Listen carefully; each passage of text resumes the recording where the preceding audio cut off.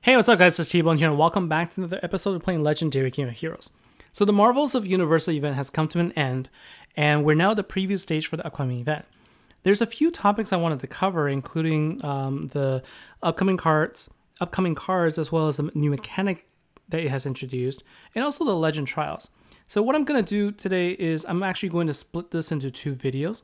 Part 1 is going to cover Legend Trials, and Part 2 will be the actual event preview. So let's talk about Legend Trials. The last time that we did Legend Trials where we tried to take down Surtur, I used a Water Halloween deck and I was able to complete it, but it also made it seem like the only way to be successful in taking down the Legend Trial boss is to use a Halloween type deck, and I wanted to show you that that's not the case. And so I actually had a really hard time this time around with a Water Halloween deck for Rilka, and so I experimented with different cards and I was actually getting close to the point where I couldn't take down the boss anymore until I drew inspiration from some of the other teams I've seen other people use and came up with a budget-friendly deck that can actually deal really good damage, and I wanted to show that today. And this is the Dark Dren deck.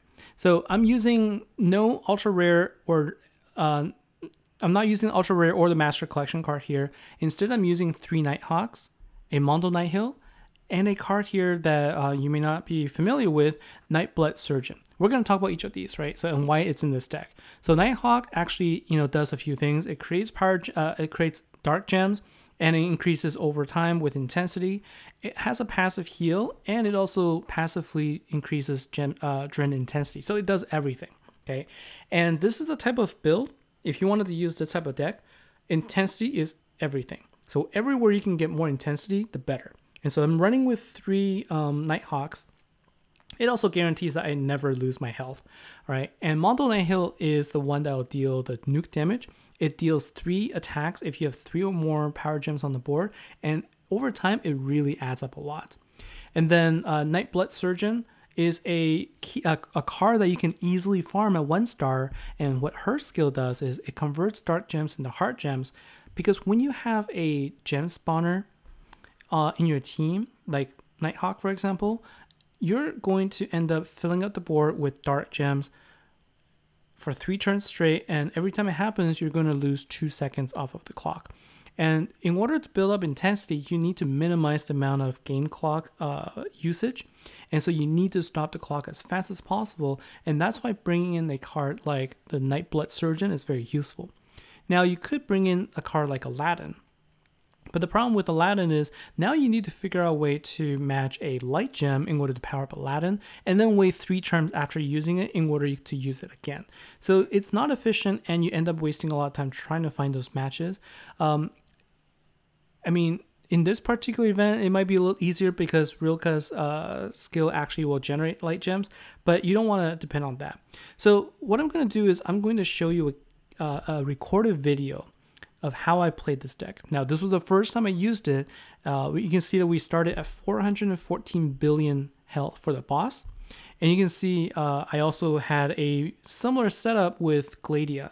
I initially, before the event started, I thought about using 2 Gladias as a nuke damage dealer, but the problem is it just wasn't quite as powerful, and I didn't have the affinity bonus.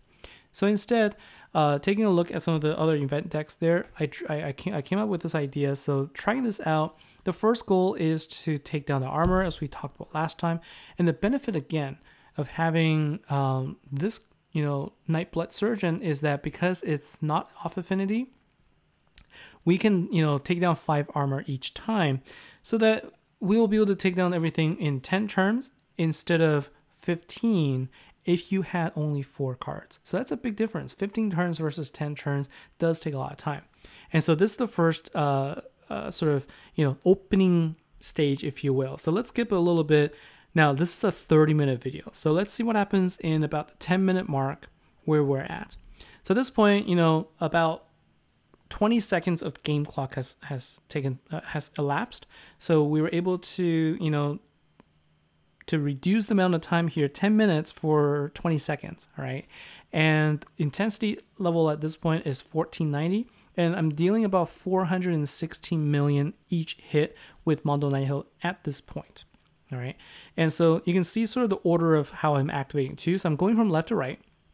I'm activating the Nighthawk first, then I'm activating Mondo Nighthill, and then the Nightblood Surgeon, because what you want to do is you want to actually just queue them all up, and then see where the heart gem comes up. Then do a quick gem swap, and then move the heart gem somewhere. Okay, you want to do this as fast as possible.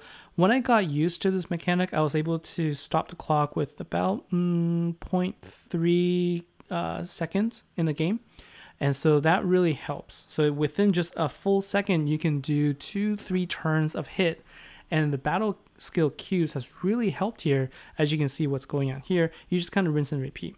Now let's skip over another 10 minutes. At the 20-minute mark, we're now at 3,000 intensity. And let's see how much damage Mondo Nighthill is dealing. Right, so you can see the health is now dropping down to 302. We've dealt about 100 billion, more than 100 billion at this point, and I missed that. So let's see how much Mondo Nighthill is dealing. So he is dealing now at 854 million. All right, and so getting close to 3 billion total each turn. Right, and so this is the chip damage I'm talking about. And then now we're getting closer to the 30-minute mark. Let's take a look at, at this point, we're at 4,300 intensity with 5 seconds remaining. I'm using Mondo Nighthill dealing 1.2 billion damage each time for a total of 3.6 per turn. And we're now whittling it down to 186 billion with 5 seconds to go. It's looking great. But the problem here is there is an in-game timer that I did not realize applied to the legend boss as well. At the end of 30 minutes real time, you will actually end up running out of time. And you can see here any second now, boss escapes. Right? And because of that, my time runs out. I'm not able to deal more damage. And unfortunately, I had to stop. And you can see I tried as hard as I can to try and go back in, but it didn't happen. But at that point, I had, whittled the boss down to 182 billion. And so, more than 200 billion damage using that team that does not use ultra rare or the master collection card. I think that it's going to be very viable for you guys as well. Now, to find that card that I was talking about, I'll show you how to search for this. So if you go to the dark team, this is in the codex as well. This is one of the early cards. So you can see here, you can, Nightblood Surgeon is the 1-star version, and you can simply, farm her. You can, see where to find it. Click on the arrow, and then you can, either fight, or if you have loot tickets, just go ahead and loot the cards, loot the level for the cards. There are, like I said, the same cards for every single affinity as well. Just look for cards that says Healer Human. All right, and you'll be able to form a team. Like for Earth, for example, you can use the group Hatchicept with Macrine, and you can get the same damage as well.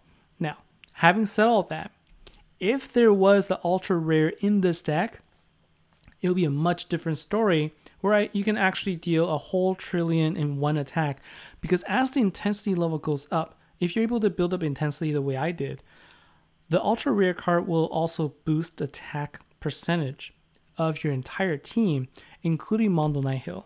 So whereas I was dealing about 1.2 billion per hit there, at a high enough level, you can see about 30 billion per hit or 10 billion per hit. So it's times 10, 10 times more attack with just a single ultra rare. But that's not to say that this deck can't do well. It's just that it'll take a little longer. And so, here, this is my idea. Hopefully this works for you. I'm going to be using this team for my final 3 keys to take down Rilka tonight. And, with 17 hours remaining, or 16 hours at this point, hopefully this works for you. So thanks for watching. Thanks for, for your time. Let me know what your thoughts are. Give me feedback. And I'll see you in the next episode for part 2, where I cover the actual event update. Thanks. See you later.